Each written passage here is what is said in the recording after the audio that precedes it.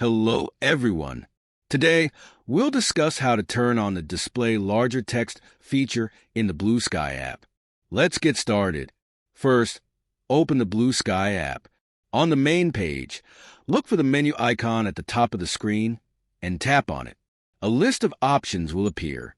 From this list, navigate to Settings and tap to open it. Within the Settings menu, scroll down and select Accessibility. On this page, you will see an option labeled Display Larger Text. To activate it, simply tap the toggle switch next to the option. Once the toggle changes to blue, the feature is turned on and all text within the app will appear larger for easier reading. That's it. You've successfully enabled larger text display in the Bluesky app. If you found this tutorial helpful, please support us by liking this video and subscribing to our channel. Thank you for your attention, and we'll see you next time with another helpful guide.